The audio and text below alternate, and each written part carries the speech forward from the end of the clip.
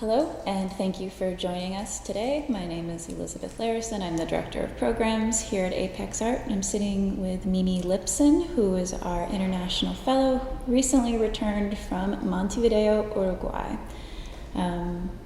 Mimi, thank you for being here today, and welcome back. Thank you. You've been back about a week? Not quite. It'll be a week on Wednesday. How are you reacclimated? Yeah. Life in New York? It's been a gradual re-entry because I got here and then went right upstate for kind of a family reunion over Memorial Day weekend, and then got back on a late bus last night. Okay. So that was kind of like the vacuum lock, Right. of re-entry. Right, an add-on Yeah. to the whole expedition. Well, as you know, and as you participated in the program, the apexart Fellowship attempts to present fellows with a lot of new situations that are outside of what they typically do. Hopefully we did that for you. Oh, yeah. We really try to focus on putting people in new situations that cause them to think about things that maybe they wouldn't normally do or experience things that they wouldn't normally step out into. And we set up people in a wide range of activities. And to start, I wanted to go through the different types of things that you did and maybe touch upon a couple that were stand out for you. And I guess I'll just start by thinking about points of cultural interest, because in Montevideo, from the pictures that you shared and from the things that you did, it's a very visually vibrant city, and that seems something that you were really struck with while you were there. Oh, yeah, I couldn't stop looking, and yeah. Where was the last place that you felt that, or have you not felt that to that extreme before? And what were some of the points of cultural interest, including, say, non-art museums or factories or historical sites, monuments? What there struck you? Okay, so taking the first question, that's hard to say. I feel like I don't, although I'm categorized for our purposes as a writer, I'm a pretty visual person, I think, but I'm not usually so conscious of trying to share what I'm seeing with other people. So I feel like just having that phone camera with me and being like, wow, I want everyone to, it made me,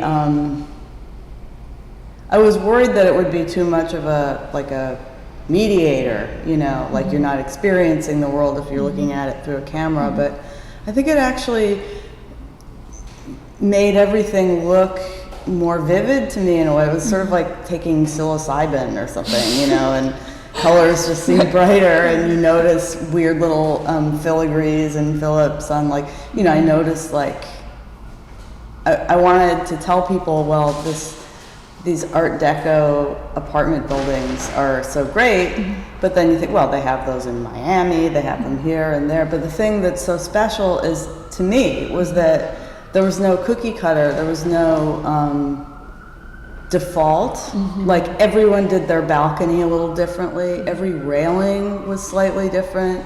So it doesn't do any good to just take a picture of one. You have to take a picture of 5 so you can show how, I'm sort of rambling, but so I it's not that I don't notice things normally, but I feel like maybe I was noticing them a little more intensely. And when you felt like you wanted to document them or share them, was it more for the apexart journal responsibility, or was it for friends at home, or was it for future Mimi who didn't want to forget all the Well, it was all of those things. Okay. And the thing is that I have done a fair amount of travel. I did a lot more travel when I was younger.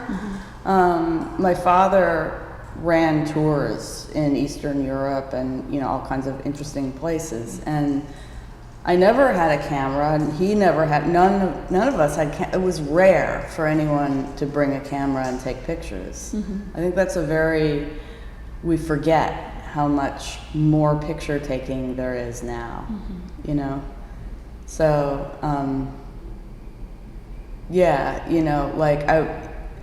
I prided myself maybe a little bit too much in the past on not needing a camera, or thinking well, I'll remember better if I don't have a camera.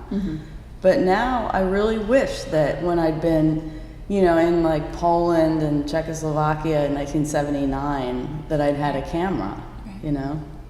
For sure. Yeah. So besides the unique quality of different places and the fact that there were no cookie cutter things, what else about, I'll say like the landscape or the different things in Montevideo stood out to you that you didn't really know about or didn't expect? Well, I really went into it with a blank slate. Mm-hmm. I honestly knew just about nothing about Uruguay. Mm-hmm. And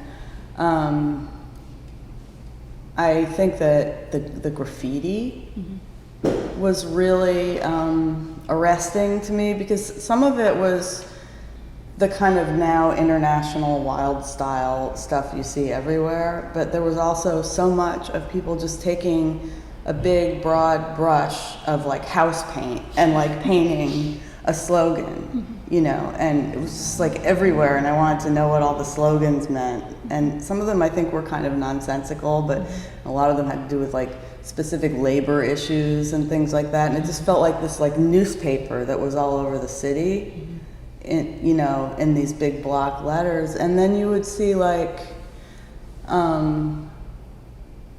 there's this sort of casual politicalness about the place. You know, it's not uncommon to see like a bus shelter painted over with a Soviet flag, you know, or like, you know, I kept walking past the Montevideo Communist Center, which was like a social club, and they have like portraits of like Ho Chi Minh, you know, and like Karl Marx like on the side, and people just sort of walk their dog past it. And you know, there isn't this kind of, well, I mean, I'm dumb and, you know, a neophyte, so there's probably all kinds of strains I'm not getting, but it was a real step away from the kind of culture war we're experiencing now here, and for my entire youth and adult life. And it seems like there's something about the history of the country, or at least the city, where you said like there's a lot of focus on the worker. Yes. Right? Like Yeah. pride of the worker. Yeah, and not just the worker either, but just I really believe that what I felt was a sincere default sense of like a social contract, you know? Everyone I talked to, a lot of people of, you know, however many stripes of people I encountered, which of course was limited by the context. But, you know, people wanted to talk about like the homeless population, and they wouldn't just talk about, oh, there's a lot of homeless people here, but they would talk about like, well, you know, what they want their dogs, and you know, so many people brought up like, well, they sleep in the park, a lot of them, because they can't take their dog to the shelter, you know, or like, I don't know, there was just a way of talking about it that just it felt more like empathic, and also like it was everybody's problem. You know, they would talk about it in terms of the economic shock from the currency problem in Argentina, and then the inflation that they've had, and you know, I don't know, it's just, there was just sort of more of an integrated sense of everyone kind of belonging to the same political and economic system. And engagement too, in a way. It Yeah. sounds like. And building off of, sorry. I mean, maybe I'm being a Pollyanna, but I don't think that's wrong, actually. You know, I'm pretty confident in that. That's like a good way to approach like society and culture? Well, I mean, Or- I just sort of assume that that's a good way to approach it, but it's rare to find that Right. like here, you know, where people do nothing but wring their hands asking, you know, why do so many poor people vote against their own interest, and why do we feel like everything's a zero-sum game, and you know, Right. why don't we have a sense of communality?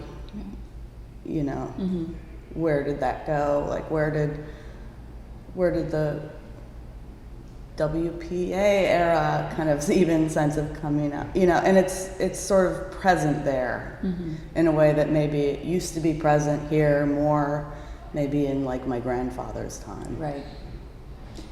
Building off of that, talking about the people that you met and the conversations that you were having, were there any specific meetings or individuals that stand out to you weeks later? Gosh.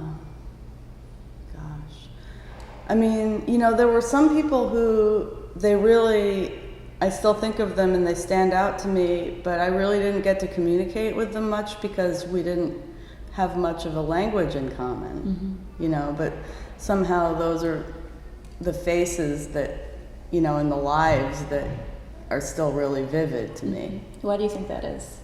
Maybe because I was able to sort of project more onto those people. I don't know, you know.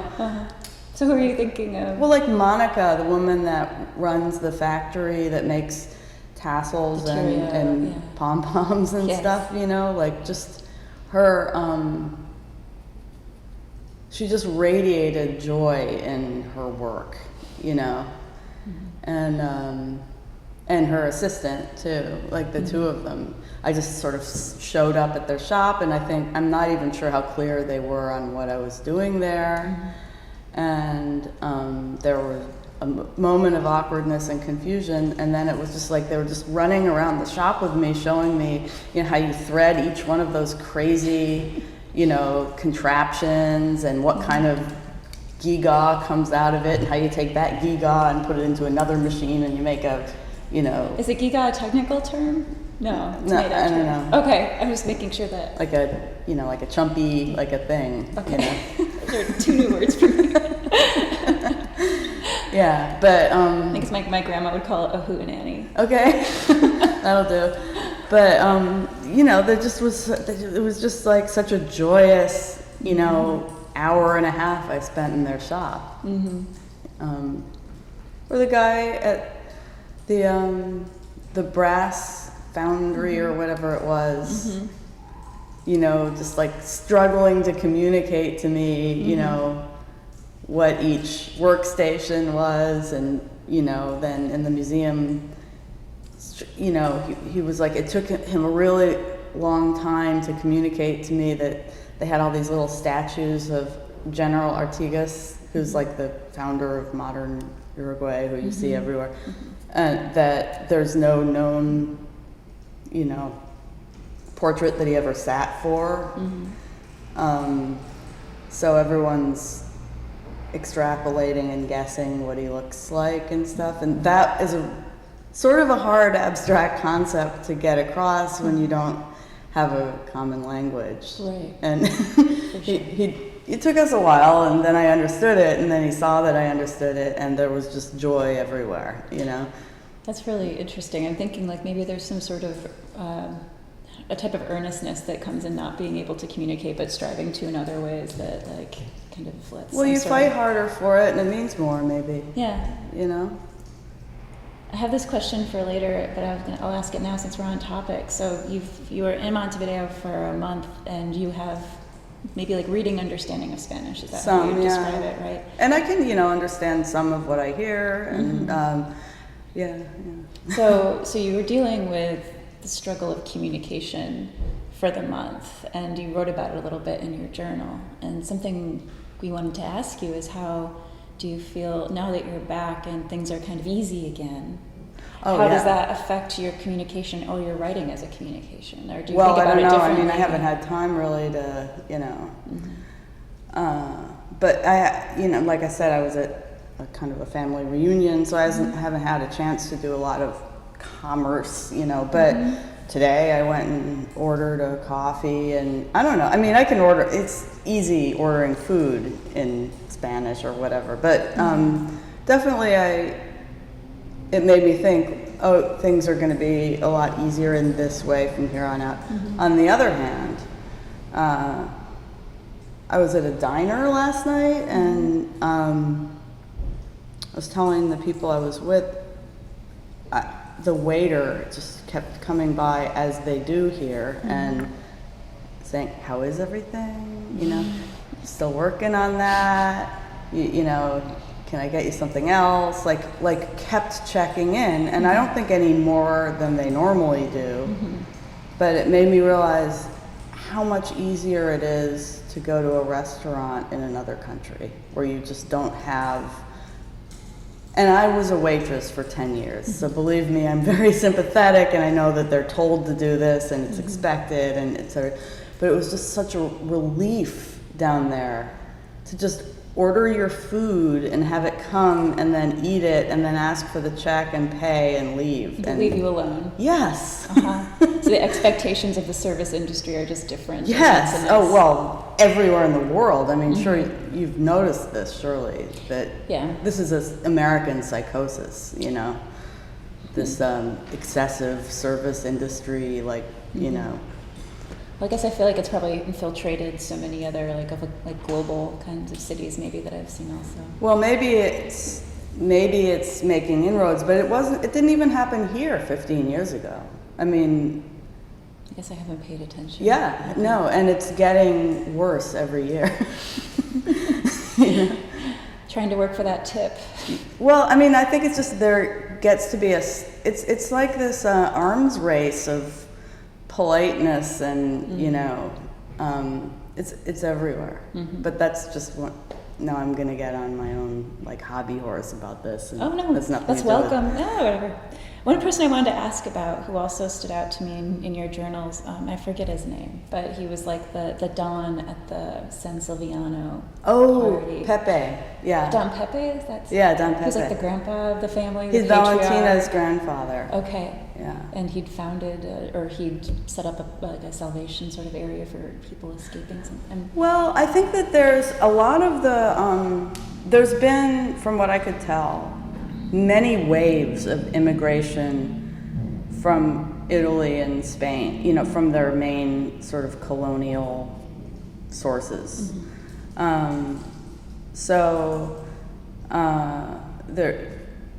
There's a lot of people whose families came there, you know, during the Spanish Civil War, for example.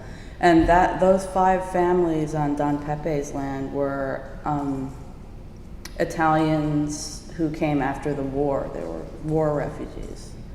And I think that's not uncommon, especially probably on the ranches all over the country. And so the story, I mean, it's overlapping a little from the journal, but I guess that's okay, right? So Don Pepe is the grandfather of Valentina, who was one of my contact people there. And he's 96 years old, and he still lives on his family's ranch. And there were these 5 families who came from Italy after the war, and one of the families brought their household, you know, saint statue with them. It's a beautiful little statue of San Silviano. And when Don Pepe was visiting their house, he saw it and decided to make a shrine for it and a chapel. So it's one of those roadside shrines that's just like a little glass kind of fronted house, and the statue is in there. And then there's this weird, it's like the 3rd chapel that he built because they kept blowing over, but this one is like a kind of 60s cinder block chapel. And that's where I went on Labor Day, because it also happened to be the saint day of San Silviano. Got it. And there's a festival, and they take the statue out, and there's this mass, and then they, I think San Silviano is, among other things, the patron saint of the vineyards. So he has like grapes in his hands and stuff. And they take him on like a mini procession down the road and turn around and then back. And then there's like one midway game where people are throwing tennis balls at like a stack of cans, you know? So it's like one of those little Italy festivals, but in miniature. And also started by just like a guy who was interested in like the saint that his, you know, that's really, I was impressed or interested in the idea that like this whole festival started, or at least in how it is demonstrated in this particular location, because somebody brought a shrine or Yeah. brought a statue. And you know, I think that's probably pretty common. That's just how it goes. Yeah, And you also know, I fun. bet all over the countryside there's these little festivals going on all the time. And actually, Javier told me something interesting, which is that the whole tradition of the procession of the statue, which we're so familiar with, you know, I think of that as being an Italian thing, because you see it in Little Italy. And he said that that's actually something that they brought the Italians, or maybe Spanish, or anyway, the Catholic, you know, invaders and, you know, colonialists brought back from South America, that it derives from an Incan practice of parading statuary around. Interesting. I didn't know that. Yeah, so it was sort of reverse imported to Europe, and then A little corrective history here. yeah, that's it. And he's an anthropologist, so We'll trust him. yeah. I'll move on now to, I guess, the sort of other part of the schedule that we try to include, but which is challenging for our outbound program, is lectures. Yeah. Right, because so many of our fellows understandably don't speak the languages of the countries that they're going to. And we know that you did attend at least one English language lecture at the university, but we also It was tried a class. a class. It was a seminar class. Okay. Yeah. But we also considered educational experiences like the Tyrio or like the bronze, or, you know, like even like the procession and stuff like that. But I was wondering if you could speak more about things that you learned either in a sort of formal setting or through experience there related to that history or the histories or other niche things. Well, I don't know if it fits in this category or what category actually it fits in, but one of the truly unique experiences I had probably was, you know, just for all of you out there, I get schedules a week at a time, and, you know, it says on the schedule, you'll be going here at this time of day, and et cetera. And I got a schedule, and it said I would be going to the Numismatic Museum in the banking district, in a bank building in downtown Montevideo. And then the day before, Valentina contacted me and said, we need your passport number for this. And I'm like, well, that's weird, you know? And then Javier called and was like, don't forget to bring your passport, because, you know, and they'll need to, you know, it's just a little security clearance, and report, don't go to the main entrance, go to the employees entrance around the, you know. So I went around the corner, and it turned out that I was not just going to a numismatic museum, I was going to meet some staff members at the Central Bank of Uruguay. So I was taken upstairs and, you know, introduced to the director of risk management for the Central Bank of Uruguay, you know, and I sit down in an office with like a whiteboard with like mathematical formulas all over it, and it was one of many times that I've kind of been put into this situation with someone who's not entirely clear why I'm there, and I'm not entirely clear either. And so he kind of said like, so what kind of questions do you have about the Central Bank of Uruguay? And so I had to come up with some questions. How did you do? Well, what did you learn? I asked him about public banking because that's something my mother just happens to be interested in, and so I wanted to know, you know, what if they had a public bank, and how, what kind of services did it offer, like full sort of commercial lending or what, and how did it relate to the private banks and stuff like that. So we talked about public banking. Nice. And about public banking in the United States as well as there, and the history of it, and the pluses and minuses. And you know, at first I think he thought I was confusing the central bank with a public bank. So he kept saying, we're not a public bank. This is the bank of banks, and we regulate monetary policy, and we, you know. So I guess I learned a little bit about that, and I asked him about their inflation and, you know, their current rate of inflation and the current status of inflation, and what was, you know, constraining their ability to control it, and, you know, how they're watching the United States monetary policy to sort of help them prepare for their future, and how they're interconnected. And so, I mean, it was an interesting conversation, but it just was funny because, like, in what other, can you imagine in this country, someone contacting the Fed and saying, we have a visiting artist, would you mind, you know, having her talk to someone in the risk management office, you know? It sounded like you both adapted pretty quickly. Well, and it just was so charming, you know, and, you know, because it's a small country. Right. So you can do stuff like that. And we had I thought a pretty interesting conversation. And then, like 15 minutes after I left the bank, I got a LinkedIn request from the director of risk management for the Central Bank of Uruguay. That's too much. In case you ever need a contact. Yeah. Right. So I mean, that kind of experience, I don't think I could have had any other way, you know. And I'm all for experience, so I loved that. That's great. Yeah. We also had a lot of different cultural performances that we sent you to. You got a really good, I think you went to a good number of different music and theater things. Yes. What was as expected? What kind of surprised you, or what things stand out, I guess, weeks later? I know you went to a play on a bus, and you went to a bunch of different...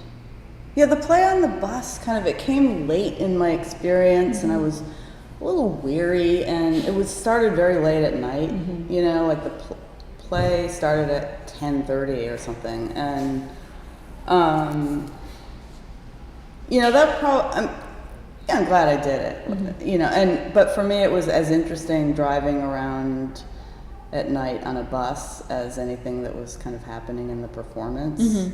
It was kind of like a Tony and Tina's Italian Wedding sort of setup, where you're, you know, it's like theater in the wild kind of, I guess.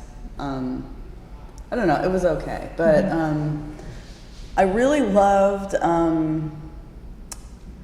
I think my favorite cultural event, if I had to pick one, would have been the night of Latin Caribbean music at Teatro Solis, which it was a Venezuelan band leader with a big orchestra of Uruguayan and Venezuelan musicians, and there were dancers, and there was he was a hipster, like that guy. He really would have fit right in, like kind of, you know, Havana 1959 kind of, you know, wait, when was the revolution there? Before that, anyway. The music was amazing, and the energy was amazing. The theater, we were sitting in the middle of the floor of Teatro Solis, which is such an amazing building. It is like La Scala, you know? And the energy, I think, was really palpable because I think, you know, there were a lot of Venezuelans there. It's just a terrible time in Venezuela right now. Yeah. And there's a lot of Venezuelans, you know, refugees and migrants in further down in South America, and you know, it was like there was this sort of feeling of nostalgia and solidarity and stuff, and you could feel it like when the dancers came out in the Venezuelan flags and people would just like roar, you know, and you could hear like Libre Venezuela from the balcony and stuff. And the music was amazing. I mean, I loved that music. Like, you know, the first number was like a Perez Prado number, and they were just blistering, you know, the horn sections and everybody, you know. And he was like dancing, and like he was white linen pants and like kind of a white fedora, and he was just so slick. And were people were like audience members dancing, or it's completely seated well, affair? By the end, people were kind of in the aisles dancing, but it started out it was like all seated, but. You know, you can only do that for so long. Right. And it is similar, you said, to like a Cuban and/or Puerto Rican kind of salsa? It was a variety. Okay. It was kind of a, a variety of more sort of Caribbean Latin music. So there was some salsa, some like kind of old school salsa that was mixed in there. There was also just like rumba, mambo, like, you know, different from like the different islands, and then also some compositions by this guy who's Venezuelan, which is, you know, right on the Caribbean. So it was like kind of a mix, I guess. That sounds amazing. Yeah. The music there certainly seems like it's a super vibrant. Well, it's funny because I don't think that's really typical of Uruguay at all. Okay. You know, I mean that they have the kind of. I think they're more on the like dramatic tango tip. You know what I mean? This sort of like the duende, you know, the like drama like that. Is duende drama? Well, Duende it's is like a dance. It's like the term for like that attitude of. I think it's typically used to refer to like flamenco music. It's like the attitude of stricken emotion, kind of, you know, sort of dignified, tragic, you know, tango. You know? Well, speaking of tango, you did take a lesson. Yeah. Oh, that was part of the really, workshop part. Yeah. Yeah, and again, you know, I don't think it's fair to say like, did you enjoy this or did you not enjoy it? Because I feel like there was something for me to enjoy about everything. And in that case, I mean, I did not learn tango dancing at all. But what did you learn? I'm just saying the hall where the lesson was just amazing. It was really like right out of the 30s, you know. The kind of wall paneling and the like sort of bleary lighting and all these tables where kind of, you know, I mean, a lot of older people are sort of into tangos. I think it's not really so much for the young people, you know. There were some younger people taking classes, but there are also these sort of lovely old wilted flowers, you know, sitting at the table under the bleary lights with the dark paneling, and you know, it just felt like, I think what I wrote in the blog was, I felt like I was in They Shoot Horses, Don't They? You know, right. Very Depression era kind of feel to it. A lot of history seems very preserved there. Yeah, but not preserved, just not fucked with, you know? Like, I don't think that there is like a real drive to kind of refurbish or preserve in the same way that you have a lot of other places. For sure. It's just there, you know, and that's what's so exciting for me. I can understand the difference now. Not so much trying to, with effort, keep things a certain way, but that's just like a default, taken for granted, life goes on kind of a thing. It's still good. They're using it because it's still good. Right.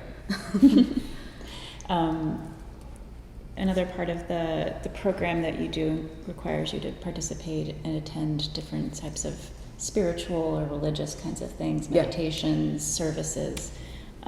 What stands out to you about the things that you did? Well, I did, I think, 3 things in that category, if you count the meditation. So there was a Catholic Mass, and then a meditation class, I think it was called, and then I was supposed to go to a Shabbat service at a synagogue, and that didn't work out because they didn't let me in.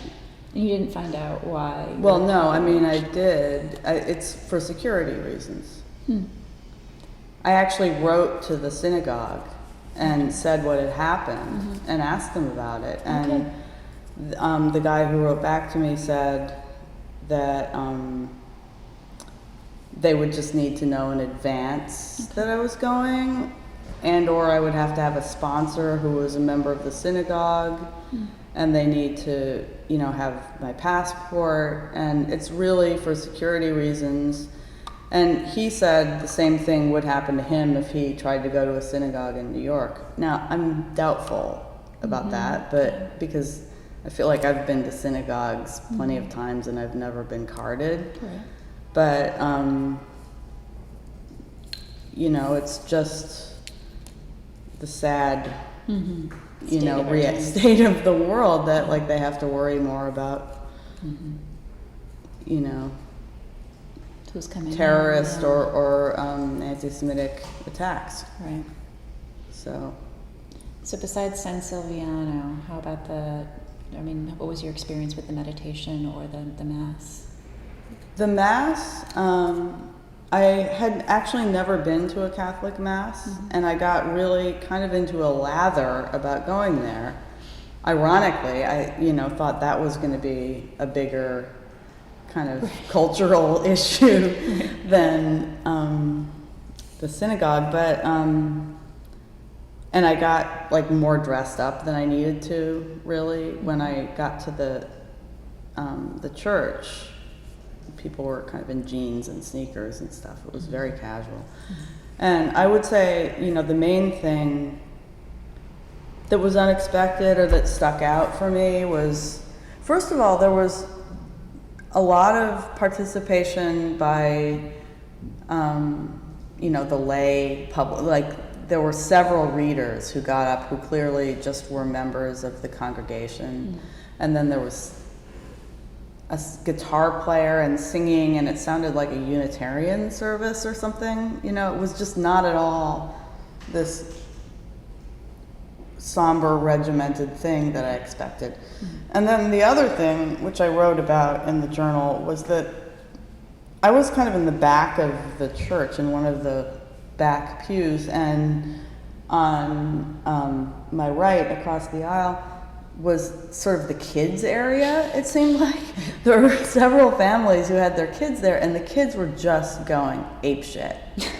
Like, they just were like crawling all over the pews, running up and down the aisle, going in and out of the confessionals, and like banging the doors and talking, and and like there was only the most perfunctory attempt at quieting them down. Like, someone distributed coloring books at some point, and that worked for a little while, and then the crayons were on the floor, and people just didn't seem to really mind, and I was really impressed with that. Like, I just have this stereotype of Catholic Mass as being kind of a form of child torture,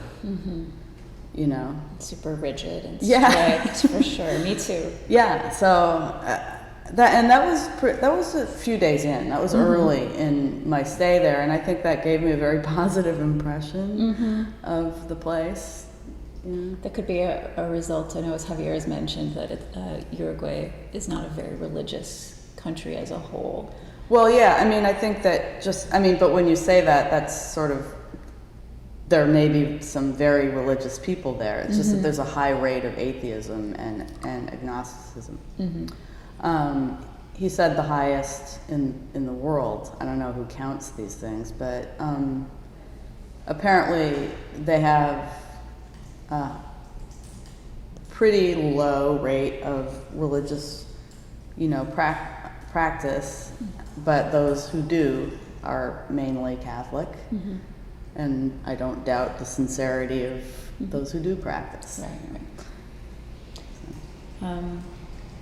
I guess I glossed over this before, I guess, with the dancing lesson, but another part of the program that I wanted to ask about is the types of workshops that we send people to, or hands-on activities. And much like the lectures, it is harder for outbound fellowships to find things in English, but I know that you made pasta, for example.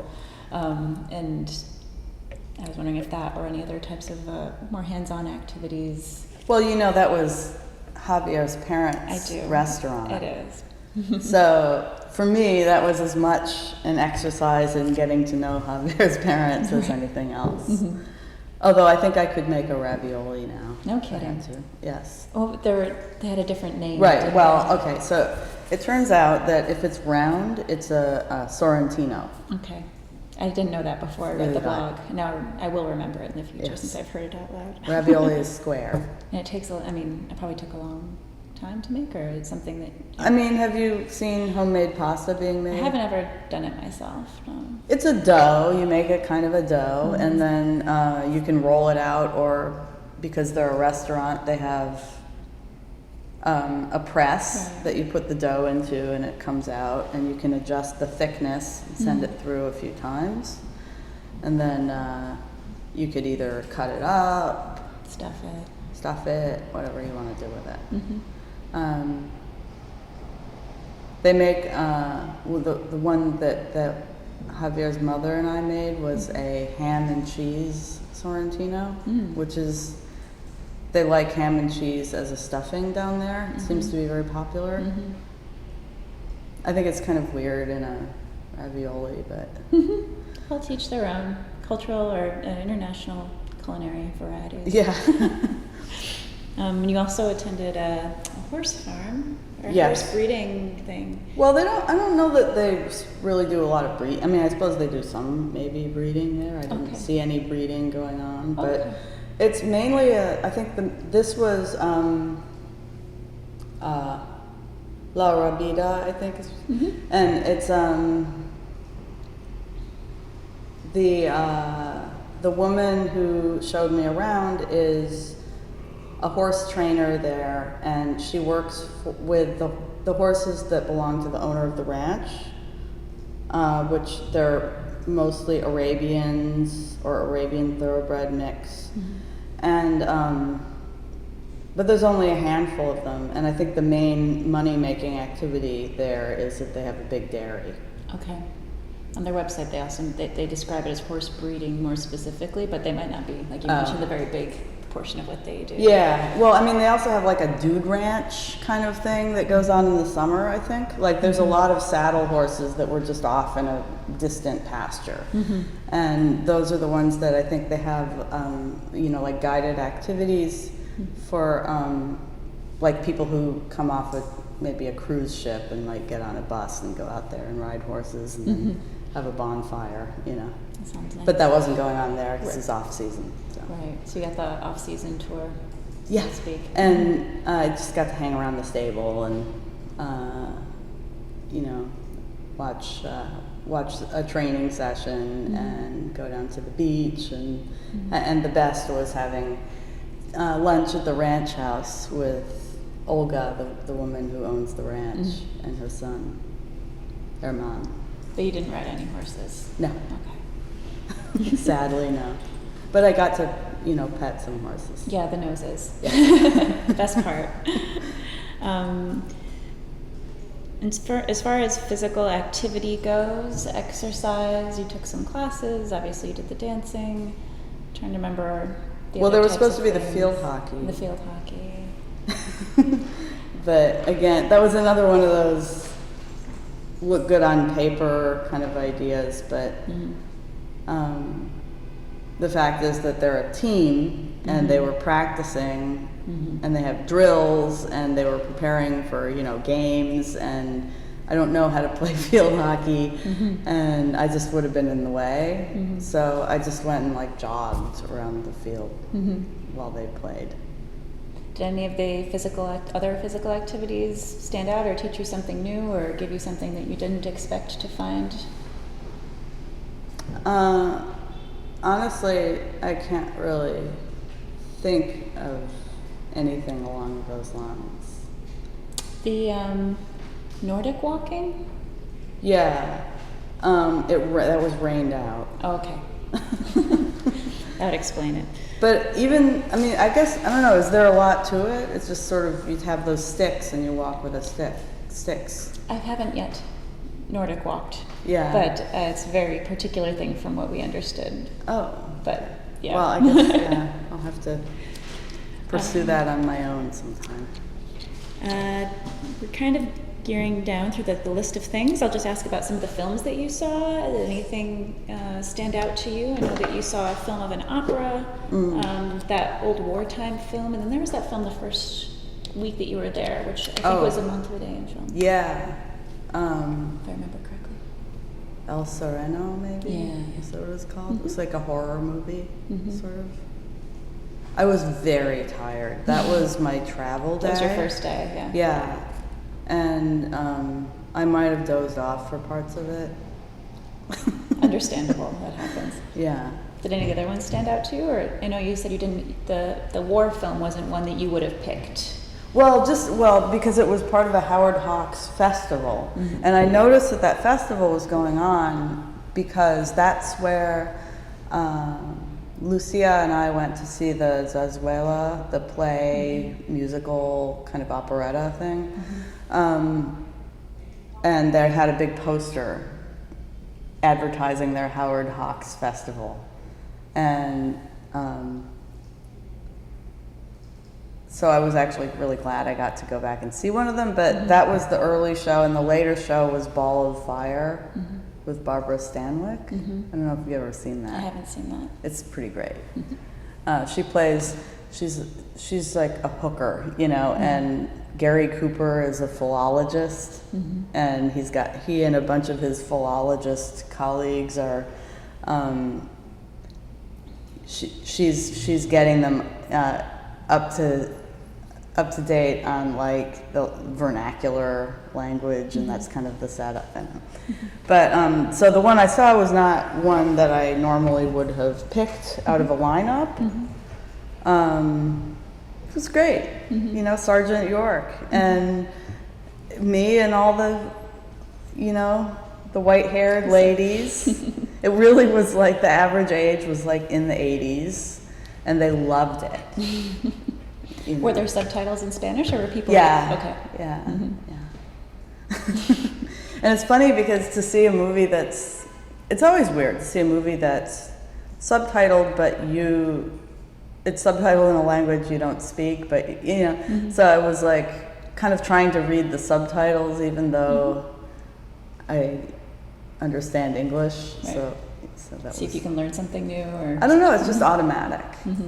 You know, when I see subtitles, my brain tries to read them, even if it's hindering my understanding of what's going on. Right. So. Did your Spanish improve? I think a little bit. Yeah. You know, and it's like it's situational. Like if you're with someone who doesn't speak very much English, you kind of end up speaking more Spanish with them. Which is probably less frequently the situation in a lot of cases, because a lot of people that you meet, obviously, most of them have English. Yeah, some more than others. But then some of them didn't speak a lot of, or their English was kind of rusty, like they hadn't used it a lot, but they wanted to use it. Right. So they kind of were like, that was what was in it for them. Yeah, I find that when I travel, people are more excited to speak English to me than entertain my poor attempts at speaking their language. Well, yeah, but also I think that, like I specifically asked a few people, not in so many words, but like why are you doing this with me? You know what I mean? Because Javier managed to find a lot of people to do various different activities with me, like go to a concert or you know, and some of them said like, oh, I just wanted to practice English, you know, so happy to oblige. Right. I wanted to ask you about the types of tours or explorations that you did, including what we call food tours, things where you try new foods, or including more formal things, educational, historical tours, or just walking tours. Yeah. Did anything stand out to you, or did you find things that you didn't expect to find with those types of experiences? You know, I mean, it's hard for me to answer a question that's framed like, did you, were your expectations defied? Because I really honestly didn't go into it with expectations. What stands out to you then? Does that work better? Yeah, well, I loved getting inside that big hospital and where we went to see some surgeries. Yes. An anesthesiologist who's a friend of Javier and Valentina's agreed to escort me. And it was it was the building that really drew me in. When I saw on my schedule that I would be going to this building, Hospital de Clínicas, which is this huge, it's just this massive, this monumental, And you had seen it earlier. Gray, yeah. I mean, it had been like one of the first things I noticed in Montevideo. And it's in this area that's around the stadium, which is like Montevideo's like Grand Concourse kind of like area where everything is just huge roadways and massive buildings and sort of like, looks like the kind of thing you see in this country where there's been a world fair, They always have these boulevards with huge buildings. But what they have there's the stadium, which is a landmark that they're all very proud of, and, that's on postcards and stuff. But then next, across the boulevard from it is this just like gargantuan like fortress of solitude building, just like looming over everything. And it turned out that that's like the teaching hospital. And it's the biggest hospital I ever saw. And to approach it, it's like approaching a mountain, Like I had a hard time finding the entry, which was like around back, but that was like several streets over and everything. So I ended up like kind of going through a back lot, and then it was kind of raining, and I, arrived at this sort of the side door where the emergency exit is, and it looked like this like brutalist, train station from Eastern Europe in the 70s. And you go inside and you really do feel like you're in a communist country. And then there's these elevators with like lines, there's like lines to get on the elevators, and the building, like apparently some of the floors are just not even in use anymore. And and the other weird thing is that this building was built in like maybe 1960 or something, and you look at it, it looks like fascist architecture from the 30s. Like so often this happened to me that it turned out that something was like 30 years newer than I thought it was. Which is just sort of an interesting sort of revivalist. Thing. Well, I don't communist architecture. I think it's just like things get there a little after they're in other places, So anyway, we went up the elevator and we went up to the 18th floor, and they explained to me like, this is the floor we use this for the medical students take naps up here, and I saw there was like a kitchenette here and there, but it was just like kind of looked like, these gloomy, hallways with leaking pipes and like yellow lights and kind of cracked linoleum and this. Perfect for a hospital. Very weird. And then there were like there's a lot of surgery suites on the 17th floor. So this is where you come to watch them. And then there were all these rooms that are like a half a step down, like a boiler room. And they would have these kind of cement domes with windows on all sides and like a bench around them, but all very sort of like raw concrete and like dripping pipes and, and the surgery rooms they looked like spaceships kind of, but you would look through the windows and there were surgeries going on, and we just hopped from one to another looking at different surgeries. It just was very Brazil or something. I don't know.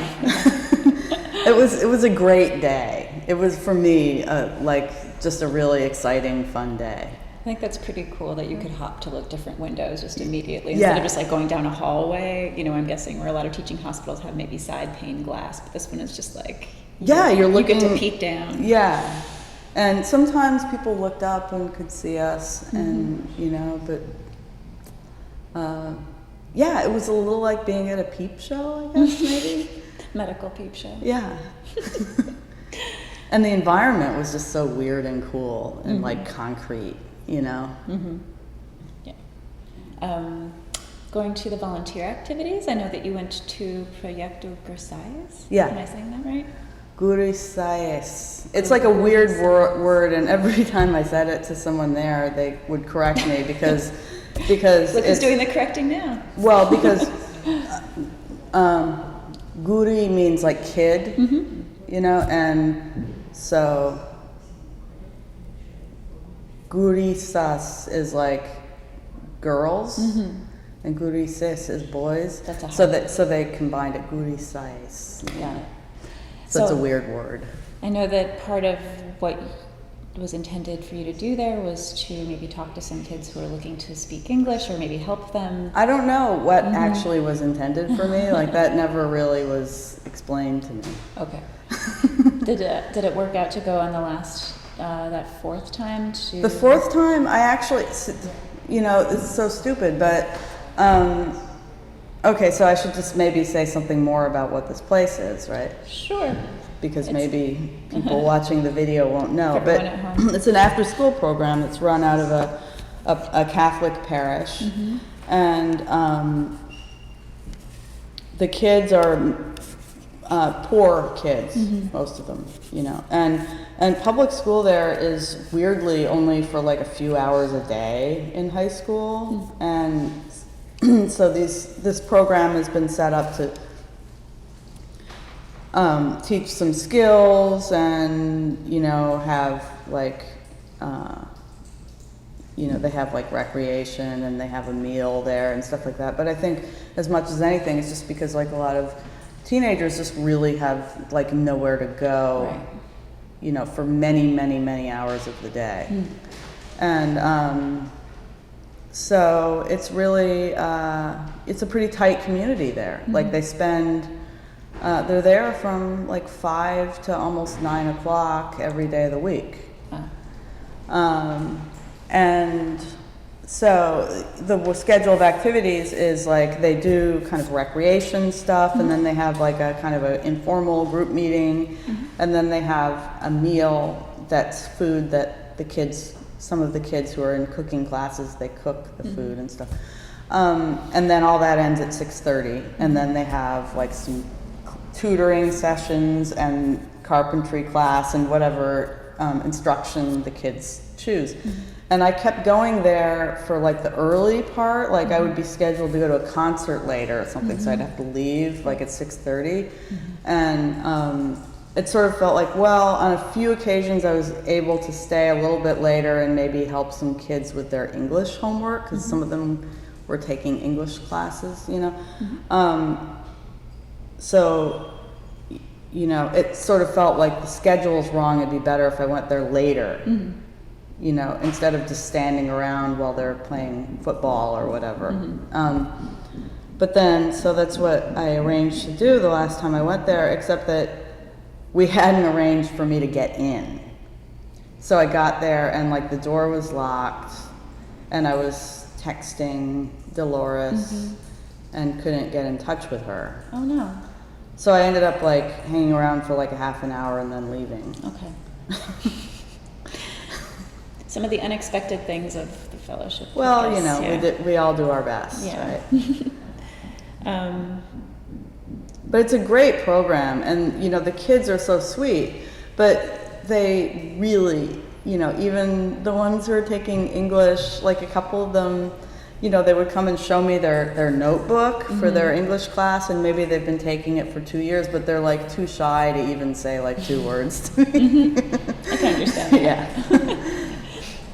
But they kiss you. Everyone kisses you. Oh, right. Yes. place. They're very, that's another thing that's like kind of wonderful that took me by surprise is the amount of physical affection there. Like when I flew down, my last flight, I had 3 flights on the way down, and the last leg was from Lima to Montevideo, and the 2 women who were sitting next to me, they appeared to be like a mother and daughter kind of, and I think they were from Montevideo, but I was just really struck during the flight by the way they were just almost like grooming each other, just like petting each other's hair and just like very physically affectionate with each other. And I just was like, this is weird, you know? But then like I quickly realized that there just is a different sense of personal space. Like people stand very close to you when they're talking to you. They, you know, there's no like weirdness about kind of like touching someone on the bus or anything like that. And everyone you meet in the most casual way kisses you. You know, every greeting is a kiss. It's gotta be hard at a party. Right. Well, or very easy. You know, and so at the after school program, Dolores, my contact there, you know, as the kids all came in, she introduced them all. And even before being told my name, every one of them would come up and like kiss me on the cheek, you know? And then they did that every time I went back there. Did you get used to the affection? Yeah, I mean, there? It's nice. Does New York feel too straight-laced coming back to it? Well, you know, that's why they make chocolate and vanilla. Right. Fair enough. Yeah. How did your sense of time change when you were in Montevideo throughout the course of the program? I mostly asked this question because in your last post, which I think you wrote when you got back, but you mentioned everything is incredibly bittersweet, like at the very end. Yeah. Were you very precious about everything you were seeing from the beginning, or did that increase more towards the conclusion of your fellowship? It definitely increased because, you know, I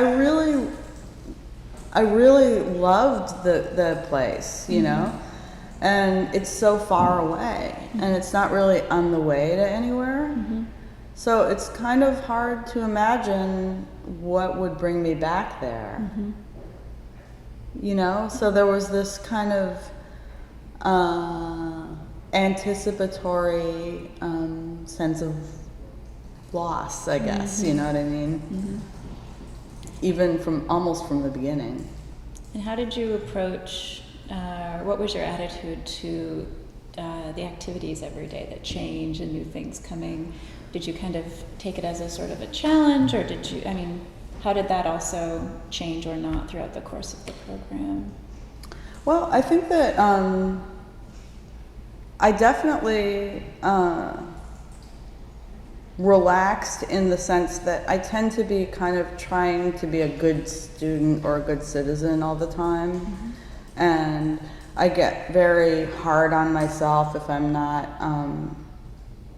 getting through all the tasks and doing everything to the fullest and making the most out of every experience and, you know, pushing myself as hard as possible. It's just kind of who I am in a certain way. And by the end, like, you know, maybe I shouldn't be saying this to you, but like by the end, I kind of was feeling more comfortable with like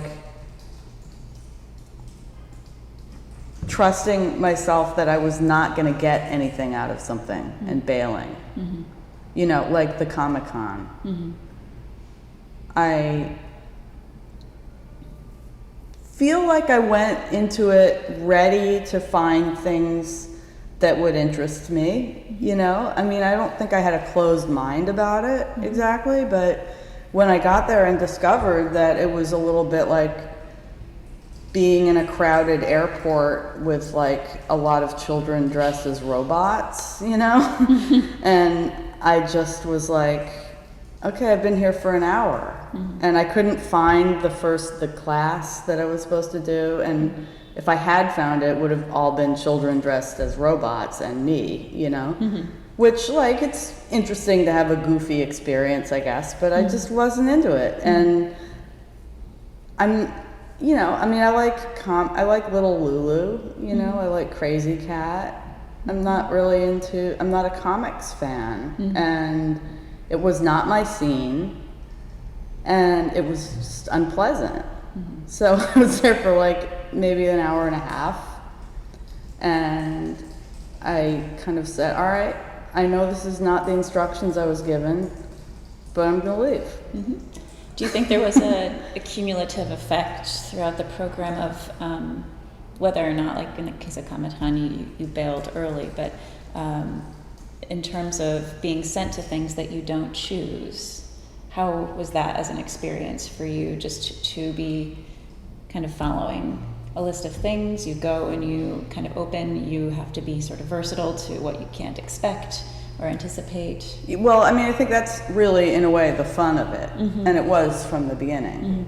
You know, it's like a kind of a treasure hunt or something, you know? Do you feel like you learned anything about yourself in that sort of process? Well, like I said, you know, I feel like that was sort of, for me, that was a moment of personal growth. It may not sound like much to you, but for me, it was a moment of personal growth to be at that Comic-Con and just say, like, I don't have to do this. You know? Do you feel like when you're in New York, you are a yes person or something, where you don't turn down those types of opportunities or activities? Or Well, I mean, I do think, you know, it's hard to generalize, but I think just sort of in life, you know, I just feel like I do a lot of things because someone told me to, and I'm not getting anything out of it, and I just, you know, feel like I have some kind of moral obligation to do what someone told me to do. I mean, I don't know how to put it other than that, but like, and then also it's true that like,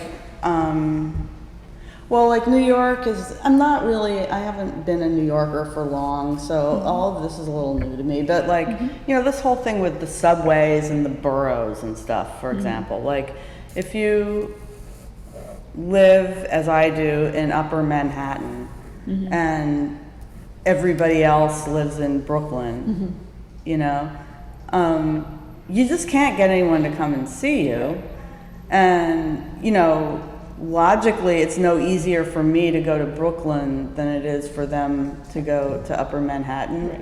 But I'm always willing to go to Brooklyn. And even for things that don't even interest me that much. And you know, many times I found myself, you know, waiting for my third subway at like 1:30 in the morning on a Tuesday because I went and like, you know, had a beer with, you know. Right, you're the one who's doing all that work of traveling and planning. You know, maybe I need to be better at just saying no. Yeah, I think that makes sense. Just as it's important to be open to things that you're not sure of or aware of, it's also important to be able to say no. Yeah. So now that you're back, what do you tell people? People have said, "Oh, you're back. What happened? Where were you? What did you do?" I tell them read the journal, online journal. I was gonna say, what's your one sentence answer? Read the journal. Yeah. No. I mean, I don't know. Different people are going to be different. Have different interests. Okay. You know. So my mother is interested in like public banking. So so I told her about going to the central bank, and you know, she thought that was very interesting. Like. And well, what was it for you then? Now that you're past it and you look back at it, it's well. First of all, I only have been back for 5 days, so I wouldn't say I've had a lot of time to really digest or reflect on it. But I don't know. I think maybe, you know, I live a kind of a more peripatetic, episodic life than most people, so maybe it wasn't as weird for me as it would be for a lot of people. Like, I just tend to be a person who goes and does some weird thing for a few months, you know, and this was another one of them. And it's a problem always philosophically, like, what was the point of that, or what are you going to make of that? But, you know, as I've gotten older, I've become a little more relaxed about that, and just sort of take it on faith that all this stuff is cumulative, and it's going to come out in some unexpected way at some point when you know, aren't thinking about it. For sure. I feel like it added a little dimension to my life. I mean, I don't really know what more you can ask for. We'll take it. But that's also one of the reasons why, and you know this already, but we'll send you those evaluations 1 month, 6 months, and a year afterwards, because we know that effects can change and come out at different times. And I'm getting down to my last questions here, but what from your experience do you intend or hope to bring back to your life in New York?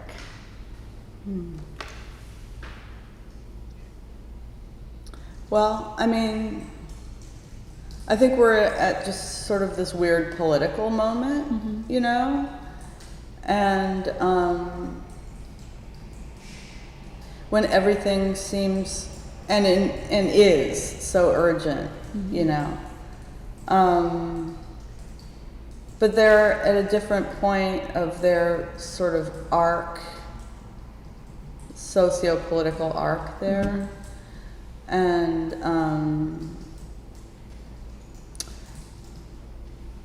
I don't know. I mean, I think maybe I hope that I can have a sort of more integrated perspective of us as a culture. You know what I mean? The way they've sort of absorbed a lot of political shocks, you know, their dictatorship, for example, and then, you know, their severe recession, and continued and, you know, survived and will survive. I don't know. I mean, I guess that's not a very specific answer. It's hard to really think of an answer. It's hard to grasp. Well, and also I just, you know, it's difficult to manufacture an epiphany, you know, like it's, I don't feel like there were any real epiphanies. It's just, like I said, I think that, you know, I've got a few more, you know, little shades of dimension in my way of thinking, and some of them have to do with like society, you know, just society and thinking like a small country maybe, and you know. Well, no, what you said about kind of like their cultural and political thing, it sounds very, very nuanced, but also very different. And how do you even capture or communicate? Yeah, it's a complicated and. I mean, they're a weird hybrid, or I guess, you know, just that they're a different animal. You know. For sure. I've gone through all my main talking points. Is there anything that we didn't touch upon that you'd want to communicate about your experience, or anything that we should include? Gosh, I mean, I can't think of anything. No. Okay. Can I ask a question? Chelsea has a question. In terms of going on your out-of-town trip, I don't know if you covered. We didn't much talk about of this. Colonia. Colonia, yeah. First of all, was that amazing? Did it also give you like a sense of, did you have a nice feeling that you were coming home to Montevideo after that?